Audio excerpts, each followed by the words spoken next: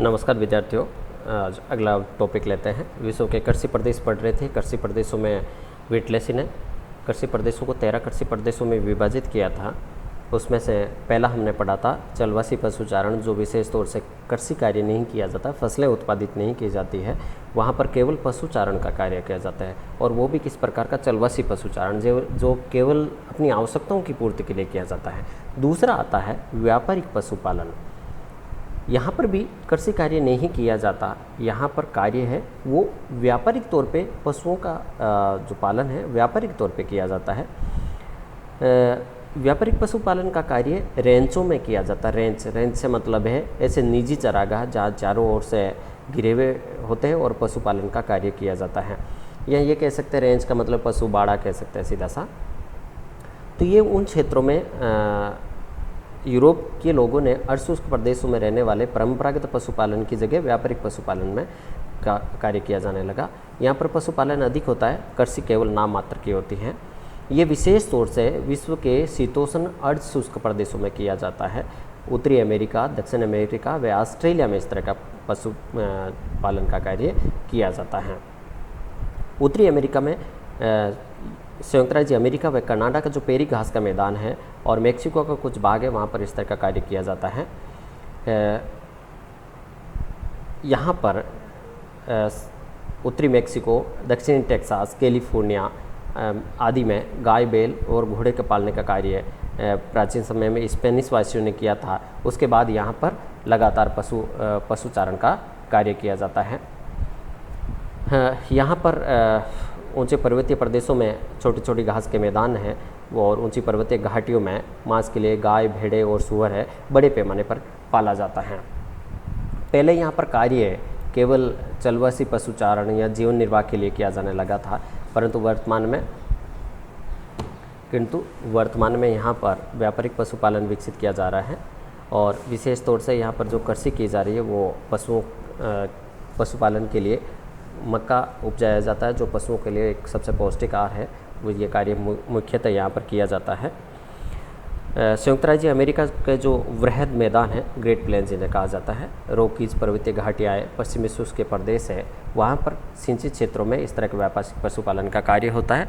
और संयुक्त राज्य अमेरिका में एक कृषि पेटी है जिसमें जहाँ पर मक्का पेटी के नाम से भी प्रसिद्ध है, जो विशेष तौर से सूअर पाले जाते हैं। उसके बाद आता है दक्षिणी अमेरिका। दक्षिण अमेरिका में अर्जेंटीना, यूरुग्वे, दक्षिणी ब्राज़ील में व्यापारिक पशुपालन का कार्य किया जाता है, क्योंकि यहाँ पर पंपास घास के मैदान है। और इसके अलावा अर्जेंटीना का पेटागोनिया का जो मरुस्थल है उसके आसपास के जो भागों में है, वहाँ पर इस तरह का पशुपालन का कार्य, व्यापारिक पशुपालन का कार्य किया जाता है।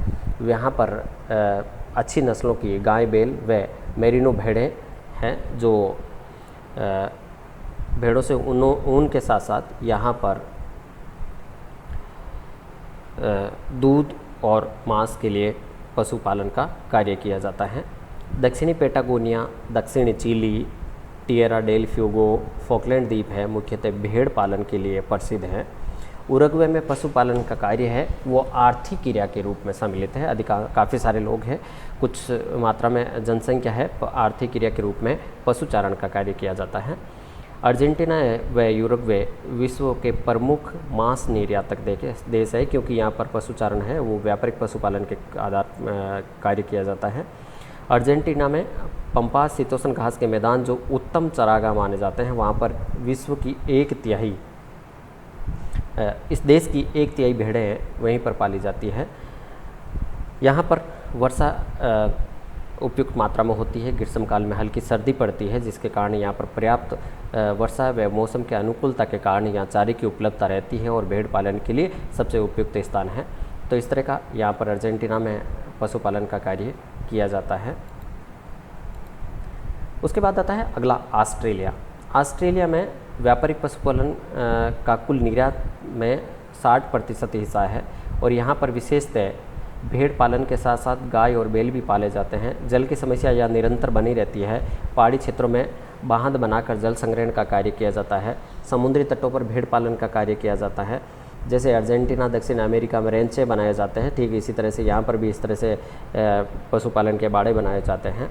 क्वींसलैंड, न्यू साउथ वेल्स में बिगरोल नामक वनस्पति है वो पशु चारण के लिए सबसे उपयुक्त मानी जाती है और अच्छी नस्ल के पशु है वो यहाँ पर पाले जाते हैं, जिसके कारण यहाँ पर मांस व भेड़ पालन से ऊन का निर्यात विश्व स्तर पर किया जाता है। उसके बाद आता है न्यूजीलैंड। न्यूजीलैंड में भेड़ों से मांस और का निर्यात है बड़ी मात्रा में किया जाता है। Auckland, Tauranga, New South, Whanganui, Napier, Wellington आदि क्षेत्रों में पशुचारण का कार्य बड़े पैमाने पर किया जाता है।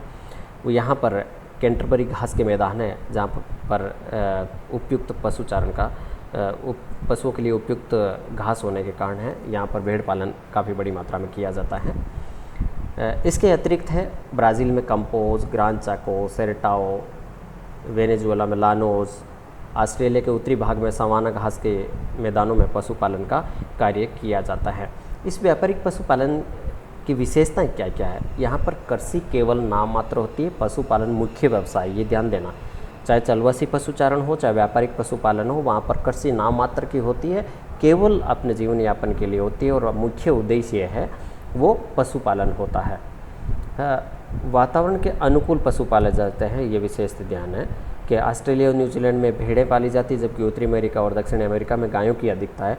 कारण कि जिस क्षेत्र विशेष में जो पशु उपयुक्त है उसी के आधार पर कार्य किया जाता है।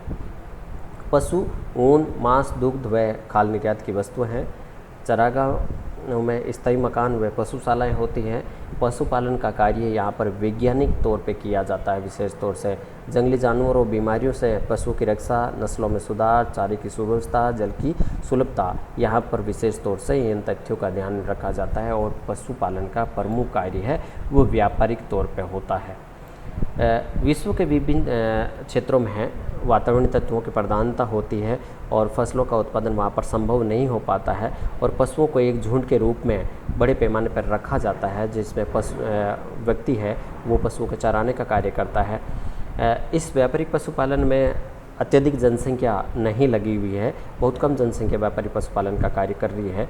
फिर भी यहाँ से मांस, चमड़ा, ऊन, हड्डियाँ बड़ी मात्रा में निर्यात किए जाते हैं। इस प्रकार व्यापारिक पशुपालन है आधुनिक सभ्यतावादी खाद्य संस्कृति का एक परिणाम भी है।